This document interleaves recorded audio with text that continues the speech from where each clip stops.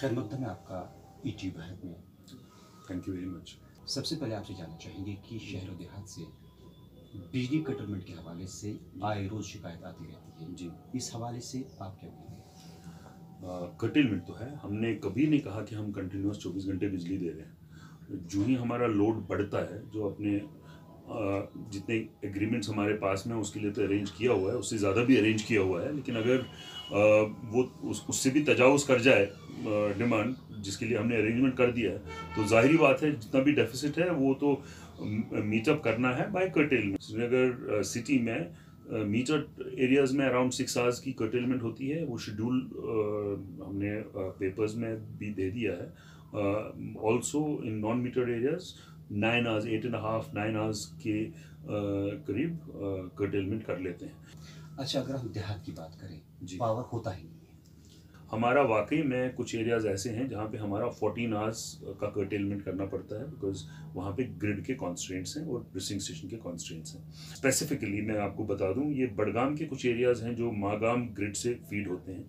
वहाँ पे rising station भी, जिसमें आरिजाल, बीरवा, दिस खाग, ये सारा बेल्ट जो है, इस तक मागाम ऑगमेंट नहीं होता है, जो होने जा रहा है, तो तब तक हमें ये कॉन्स्टेंट्स होंगे। बट हम कोशिश कर रहे हैं उन एरियाज में भी मिनिमम पॉसिबल कट हो। साउथ कश्मीर में बहुत सारे ऐसे मैं उस पर भी गाँव आता हूँ जिसमें ये अवंतीपुरा आता है, नूरपुरा आता है और त्राल एरिया आता है, जी। उसमें जो बिजली का बहुत ज़्यादा फुकदान है, जी। वहाँ लाइट होती नहीं है। जी।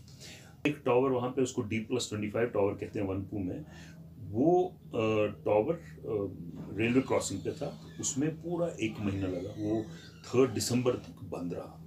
सो वो 3 या 4 दिसंबर को फिर चालू किया आफ्टर 1 मंथ। वो फीडिंग पॉइंट है अवंतीपुर ग्रिड का।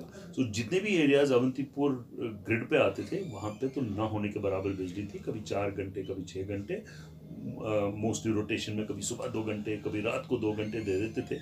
वी हैव रिकॉर्ड्स, सो ऐसी बात नहीं, बिल्कुल नहीं थी। हमने उनको कॉम्पनसेट किया था फ्रॉम पामपोर। पामपोर हमें फीड करता है कश्मीर श्रीनगर सिटी को, लेकिन हमने कुछ कुछ एरियाज़ को डाइवर्ट करके, जैसे हमारा ज़रार शरीफ एरिया था, वो हमने बडगाम पे डाला था, बाकी चीज़ें करके थोड़ा स्पेस उनके लिए बनाया था और उनको हम बिजली देते थे। इनफैक्ट हम हमारी इंडस्ट्रियल एरियाज़ में 6 से 10 शाम को हम बिजली बंद कर रहे थे, सो दैट वो बिजली हम उन एरियाज़ में टू सम एक्सटेंट थोड़ी थोड़ी दे सकें, जितनी दे सकते थे। उसके बाद में 3rd या 4th दिसंबर से वो नॉर्मलाइज हो गया। बात करेंगे शहरी श्रीनगर की। जी, पीक आवर्स में कटलमेंट हो जाती है, लोग तंग आ जाते हैं। जी, 6 से 10 पावर ऊंचाई की। जी।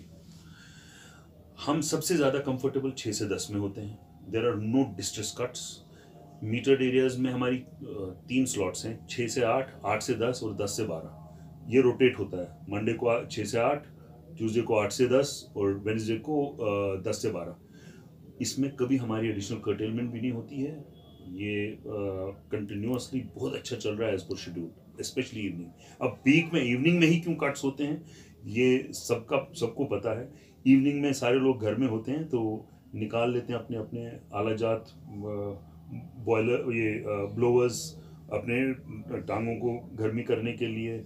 बाकी रूम हीटर्स लगा लेते हैं, गर्मी लगा लेते हैं, ये सोचने के बगैर कि सोर्स एक ही है, ये कहाँ से निकल आएगा। सो हम जो सोर्स होता है वो ओवरलोड होता है। 6 महीने दरबार वो यहाँ होता है, जी। बिजली अच्छी तरह से होती है, शेड्यूल के मुताबिक चलती है। जब परवाज कर जाता है दरबार में जी, जम्मू की ओर, जी, तो तितर बितर हो जाता है शेड्यूल, और अच्छी तरह से लोग जो है जी। इसे इस्तेफादा नहीं कर पाते। देखिए, आप एक एजम्पशन ले लीजिए कि समर में दरबार को आप जम्मू में रख लीजिए और विंटर में दरबार को आप कश्मीर में रख लीजिए। हाल तो यही होगा।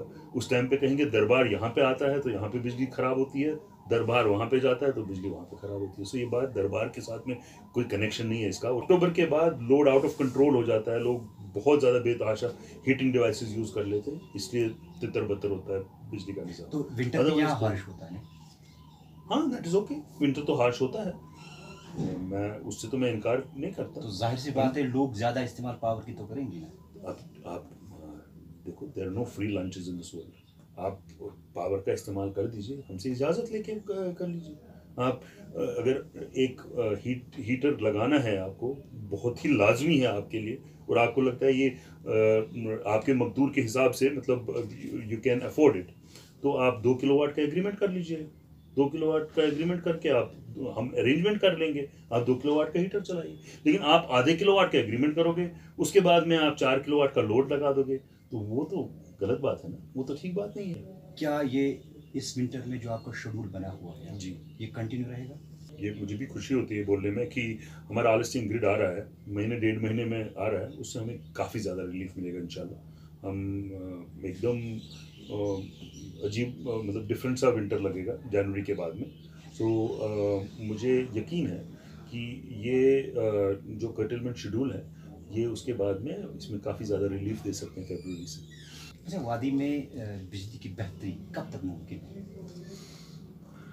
मुझे एज अ पर्सन जिसको पता है हमारा प्रोग्राम्स क्या है और क्या क्या चीज़ें हो रही हैं, मुझे बहुत ज़्यादा अच्छा लग रहा है फरवरी से। आने वाला 1.5 महीने के बाद में बहुत ही अच्छी बिजली आना शुरू होगी। मार्च में तो एक और ग्रिड ऑगमेंट होने जा रहा है, उसके बाद तो बहुत ही अच्छी होगी। बाकी ये जो जितने भी पॉइंट्स आपने टच किए, ट्रांसमिशन साइड हो या डिस्ट्रीब्यूशन साइड हो, सब में बहुत ज़्यादा स्ट्रेंथनिंग हो रही है और बहुत अच्छी हो जाएगी। आपने ईटीवी भारत के साथ बात की, आपका बहुत बहुत शुक्रिया। थैंक यू वेरी मच, शुक्रिया।